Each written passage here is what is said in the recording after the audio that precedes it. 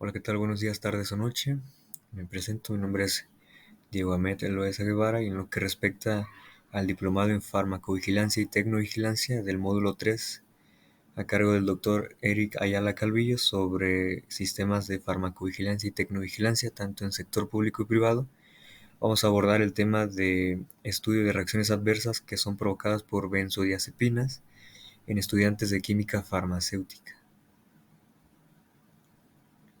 Bueno, primeramente es importante abordar un poco de antecedentes respecto a este grupo de fármacos y según diversos estudios y la literatura internacional, pues se trata de fármacos que se indican o que se prescriben con frecuencia, a pesar de tener digamos que varias limitaciones por el hecho de que son fármacos controlados.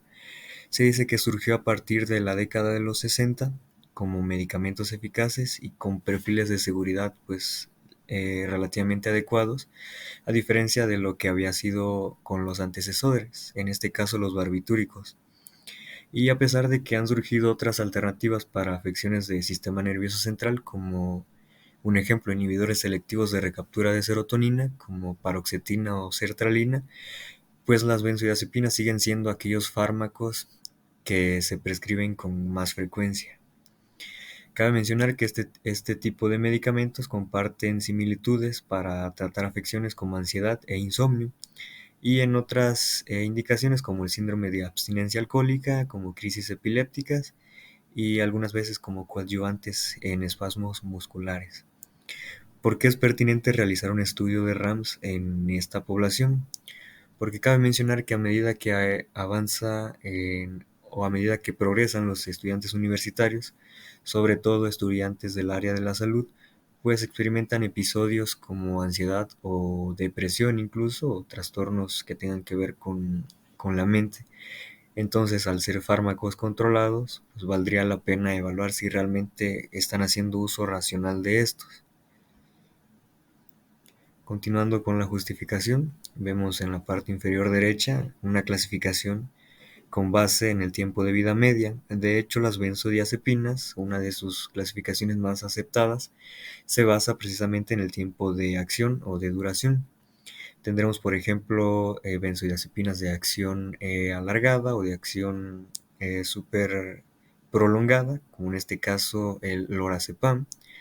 Otras que podrían ser como de acción ultracorta, como el midazolam, siendo este último utilizado en procedimientos quirúrgicos para inducir sedación por el hecho de que su acción es ultracorta, que va de 1.5 a 2 horas. Y como pueden ver en la tabla, a pesar de que comparten características pudieran ser químico-estructurales, cada benzodiazepina tiene distintos usos clínicos y por tanto valdría la pena o sería pertinente evaluar si se le está dando la indicación correcta. Y a pesar de que también son fármacos con un potente acción farmacológica, pues también comparten efectos adversos por su amplia prescripción y porque condicionan su uso en determinadas poblaciones de riesgo. Vamos a hablar ahora acerca de la metodología que se empleará en este estudio. En primer lugar, nuestra población muestra, pues se trata de estudiantes que cursan con la licenciatura de Química Farmacéutica en la Universidad Univer Millennium del plantel Ciencias de la Salud. Se tratará de un estudio de tipo descriptivo y transversal.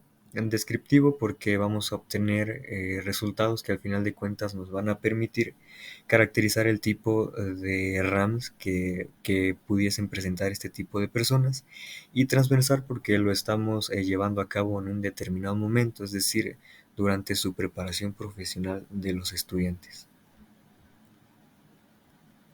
Tenemos ahora nuestras variables. Como variable dependiente, pues tendremos a la población en estudio, en este caso los estudiantes de la licenciatura de QFB, y por otro lado las variables independientes, es decir, aquí podemos hablar del tipo de fármaco utilizado. No es lo mismo un lorazepam a un alprazolam, un clonazepam o un midazolam, por ejemplo.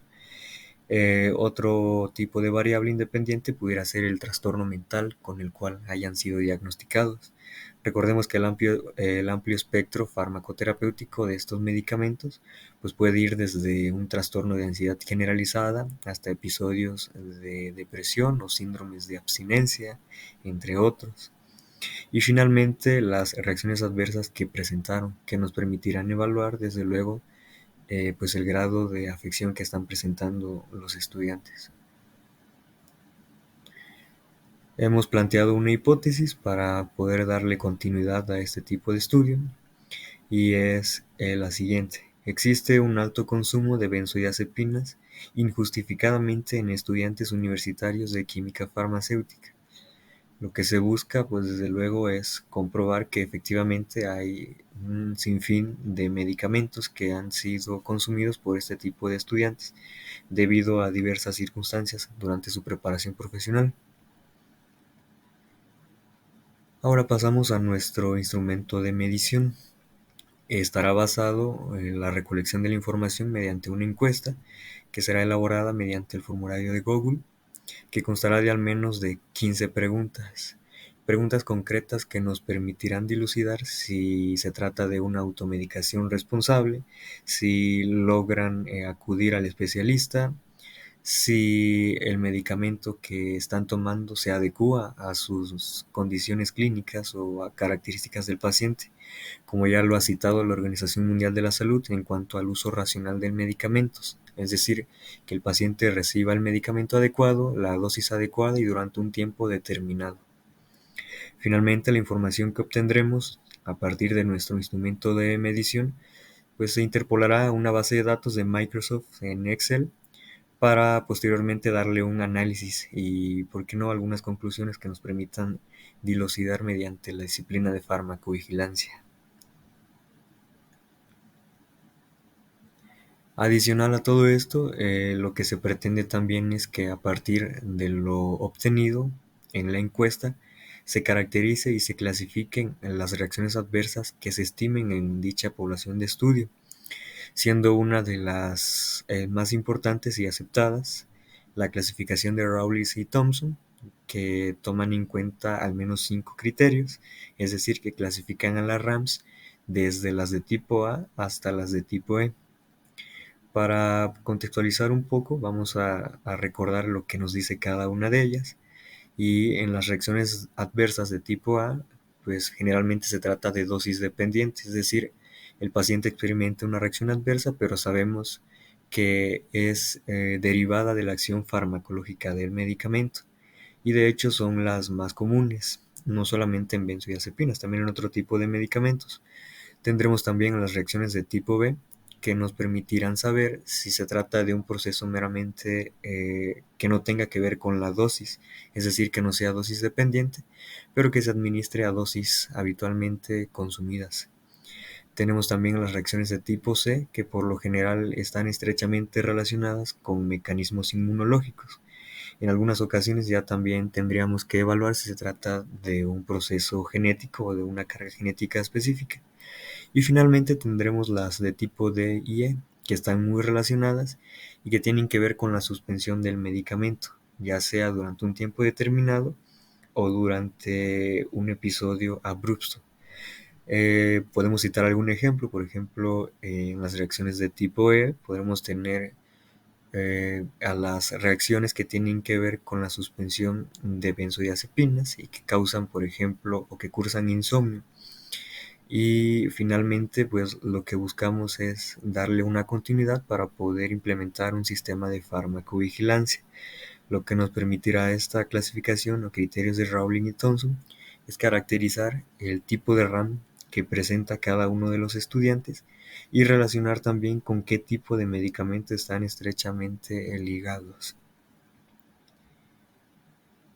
Finalmente tendremos la bibliografía consultada, la cual fue pertinente para introducirnos en este tema de reacciones adversas.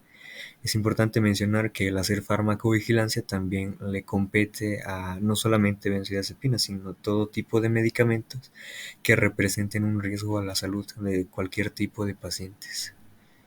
Muchas gracias.